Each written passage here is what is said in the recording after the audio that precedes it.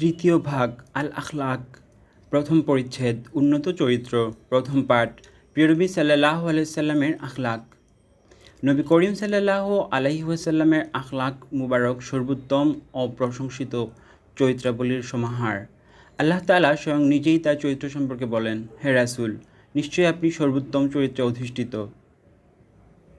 আল্লাহ তাআলার এই প্রশংসার পর প্রশংসা বাকি থাকে না। মানুষ নিজেকে সুসজ্জিত করার সবচেয়ে শ্রেষ্ঠ ও মহান উপকরণ হলো সৎ চরিত্র। সৎ চরিত্রের ক্ষেত্রে রাসূলুল্লাহ সাল্লাল্লাহু আলাইহি সাল্লাম হলেন সর্বশ্রেষ্ঠ আদর্শ। সৎ চরিত্র যেমন একটি গুণ যা অর্জন করা স্বর্ণ, রৌপ্য ও অঢেল সম্পদ অর্জনের চেয়েও শ্রেয়। রাসূলুল্লাহ সাল্লাল্লাহু আলাইহি সাল্লামের আদর্শ অনুসরণ ভিন্নতা অর্জনের বিকল্প কোনো পথ নেই, যেহেতু তিনি নিজেই বলেছেন, আমি সর্বোত্তম চরিত্রের পূর্ণতা দানের জন্যই প্রেরিত হয়েছি।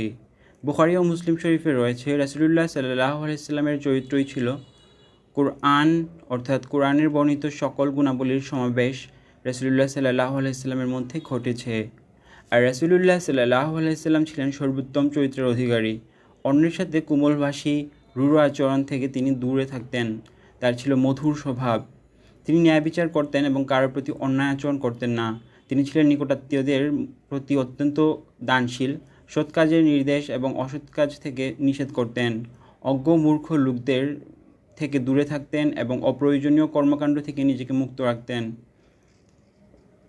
আত্মীয়তার সম্পর্ক অক্ষুণ্ণ রাখতেন, অন্যের বোঝা বহন করতেন, মেহমানদারি করতেন, নিঃস্বদের জন্য ছিল তার উপার্জন, সদা সত্য কথা বলতেন, পরিবারের সাথে সদাচরণ করতেন। এজন্যই তিনি ছিলেন সমগ্র আরবের আল আমিন। পরিবারের সাথে তিনি ছিলেন উত্তম ব্যবহারকারী, যেমন হাদিস শরীফে এসেছে, হযরত আয়েশা রাদিয়াল্লাহু তাআলা আনহা এক প্রশ্নের জবাবে বলেন, তিনিও তোমাদের মতো গৃহস্থলীর কাজকর্মে মশগুল থাকতেন, নিজের কাপড় ও জুতা নিজেই সেলাই করতেন। হযরত আনাস রাদিয়াল্লাহু তাআলা আনহু বলেন, আমি 9 বৎসর পর্যন্ত নবী করিম সাল্লাল্লাহু আলাইহি সাল্লামের খেদমত করেছি, কিন্তু আমার জানা নেই তিনি আমাকে বলেছেন, তুমি এরূপ কেন করেছ, এবং তিনি কখনও আমার কোনো কাজে সামান্যতম ত্রুটিও ধরেননি। তিনি ছিলেন খুব লজ্জাশীল, খুব বেশি সাধনাকারী, ইবাদতকারী, প্রতিশ্রুতি পূরণকারী।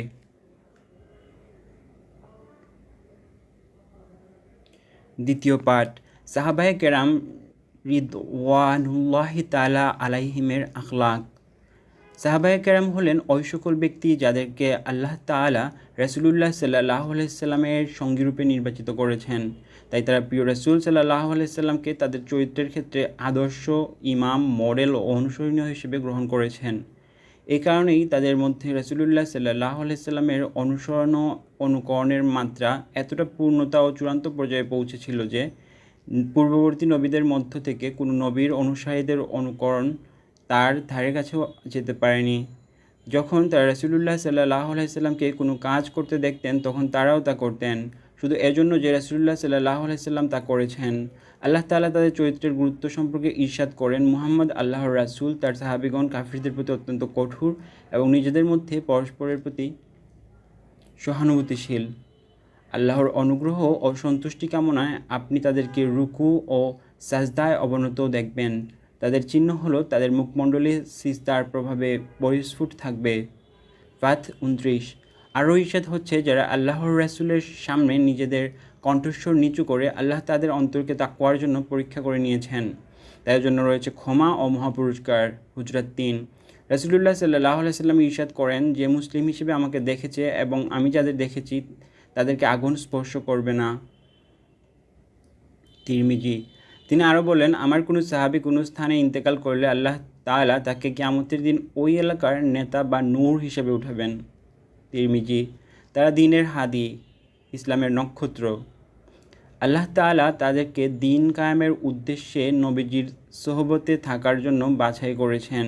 প্রিয় নবী সাল্লাল্লাহু আলাইহি সাল্লাম বলেন, যারা সাহাবীগণকে গালি দেবে, মন্দ বলবে, সমালোচনা করবে, তাদের উপর আল্লাহ, ফেরেশতা ও মানবকুলের লানত নেমে আসবে। তাদের ফরজ ও নফল কোনো আমলই কিয়ামতের দিন আল্লাহ তাআলা কবুল করবেন না।